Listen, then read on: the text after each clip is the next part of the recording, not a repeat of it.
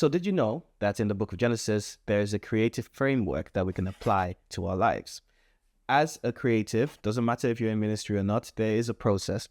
And the book of Genesis is very revealing. This is very, very like common, but like the book of Genesis, chapter 1, is fundamental to creativity. And I'll tell you why. So let's go to the book of Genesis, chapter 1. And in the book of Genesis, chapter 1, the first thing we have got to acknowledge is, in the beginning, God created. God created the heavens and the earth. So the first thing we have to acknowledge is that God is a creative, right? The fundamentals of the universe, the foundations, everything that was created is made from creativity. The atoms in your body, the way the world works, the laws of the universe, they were created because of creativity. We need to acknowledge this, and we need to give more room and have conversations more about this, because I think we gloss over this a lot. The first thing that the Bible says, in the beginning, God created, meaning God is the creative. He's not a creative. He is the creative. And us as creative beings made in his image, we can be creative too. And there is a process that we can follow in the book of Genesis, which I'm going to go on to, but let us value the fact that all of existence came into being because of creativity. So if you're in ministry and you're working with creatives, please value them more. Value the process of creativity, which I'm going to get onto. Value the process of creativity. Value the fact that creativity is fundamental to existence. And then you start respecting creativity a lot more. There's unfortunately a lot of ministries that don't value creatives and just see them as like, oh, just get this done at midnight, trying to deliver something because you've had a last minute spark of inspiration and stuff like that. But there is a process. So creatives unfortunately, a lot of creatives feel undervalued, not just in the world, but also in ministry. Let me just move my mic a little bit because you might not be able to hear me. So hopefully that's better. Now, but unfortunately, a lot of people feel undervalued in ministry and they get mistreated because, frankly, a lot of leaders, not just in ministry, in the world, do not value creativity. And people are losing the most valuable people that are really valuable in churches and stuff because they don't feel valued. So they're going elsewhere to feel valued. So let's acknowledge the first thing in this framework is that God is the creative. He is the creative. We don't need to, this is what the Bible says. This is not what Demi says. This is what the Bible says. In the beginning, God created the heavens and the earth. He created. And you can see throughout this whole thing, this is God's creativity. Now, let's move on to verse 2. Now the earth was formless and empty. Darkness was over the surface of the deep, and the Spirit of God was hovering over the waters. Let's look at that term, hovering. Now, to hover, the way I see it, the way it ministers to me is that you need to think. So the first step in the creative framework in Genesis is to think, to hover. Don't go straight in. Don't just creation. It didn't say, oh, God started making this and that. It said God was hovering over the face over the surface of the deep after he created the heavens and the earth.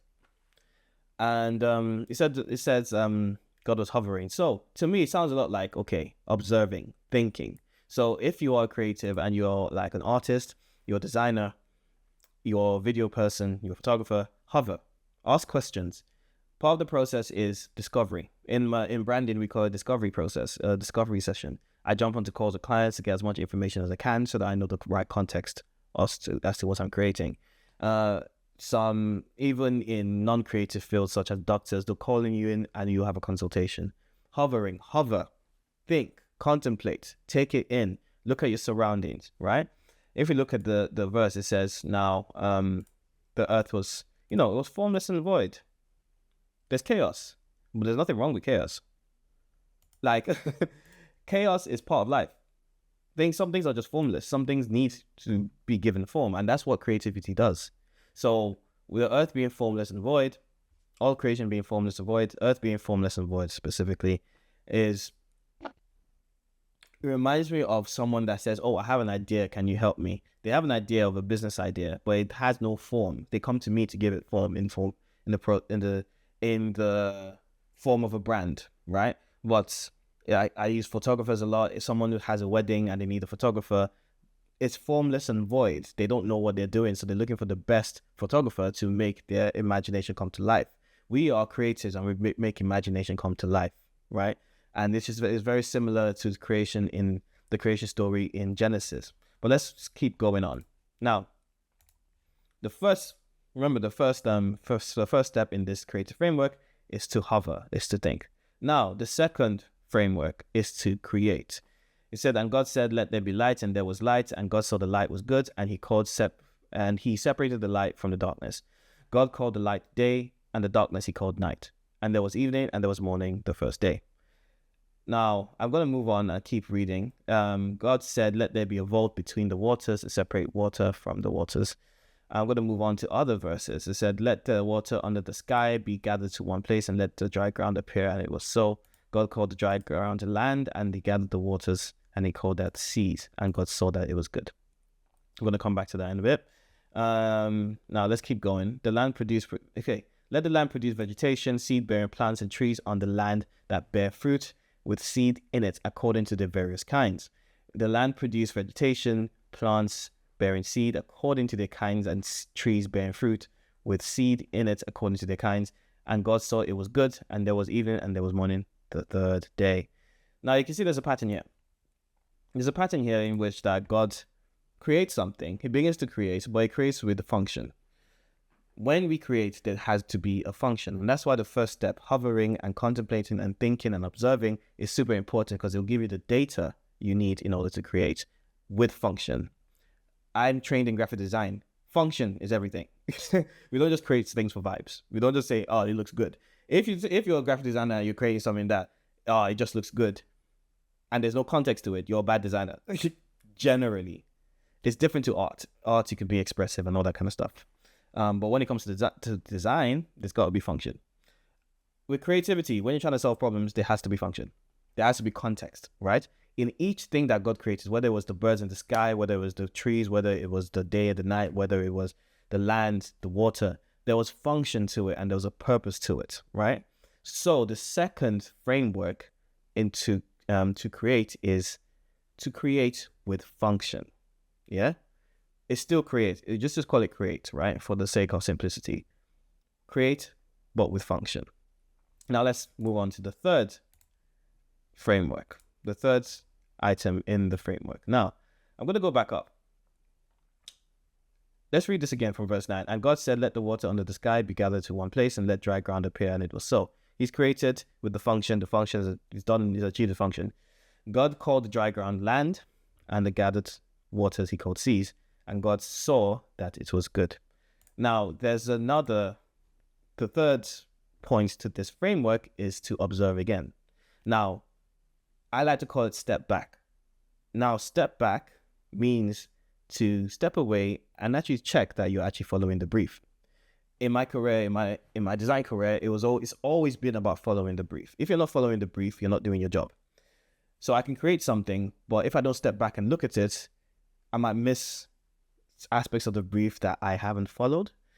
And when you're in your own bubble and you're designing and you're creating, you can be very biased to your own point of view and end up not following the brief and just being an autopilot. So it's good to step back half an hour, a whole day sometimes. Sometimes I leave a project till the next day so that I can look at it with fresh eyes. So step back. The third item in the framework is step back. Step back and observe again, right? So you're observing twice, but this time you're observing what you've created and seeing whether it is following the brief and whether it's good, because God stepped back, looked at it, and saw that it was good. You can see that in verse 10. And you can see this pattern showing up over and over and over again throughout this whole chapter. So the third item in the framework being step back. Now, the last item Don't know what happened there. The last item in this framework, you can read the whole chapter. The whole chapter, you can see the same pattern. Create, observe, create, observe, create, observe, create, right? The next chapter, let's go to the next chapter. Now, this is really, really important. And we're going to read from verse 1. Now, from verse 1, it says, thus the heavens and the earth were completed in all their vast array. By the seventh day, God had finished the work he had been doing. So on the seventh day, he rested from all this work. Then God blessed the seventh day and made it holy, because on it he rested from all the work of creating that he had done. Resting is productive. Resting is productive. I'm the most guilty of continuing to work without resting. And the problem is I'll get so tired that actually the work that I'm doing actually starts to diminish in quality. Resting is part of the process. So first up, you've got hover, you've got create, you've got step back.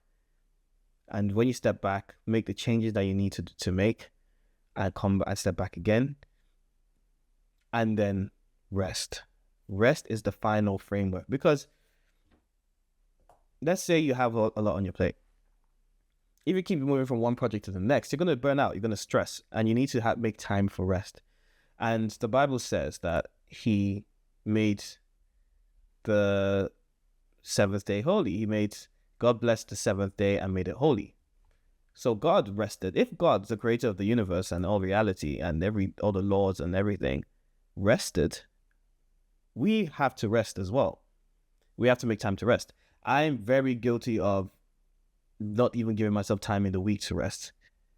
Sunday or Saturday should be my day of rest, really. But it's hard when you've got so much on your plate, which is why I'm being very intentional about not taking much more work, because I'm already really swamped. But this is why it's better to do less, because less is more.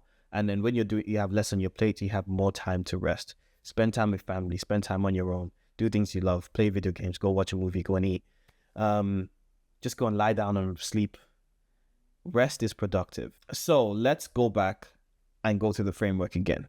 The first thing you need to do in this framework, in the Genesis framework for creativity, first we hover. Hover meaning to think, to observe, to explore, to ask questions.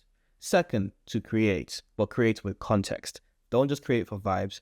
Make it align to the brief. Make it align to what you have observed, and let it solve a problem. Third, step back. After you've created, step back. Check, is it following the brief? Is it good, right? If it's not good, go and change it.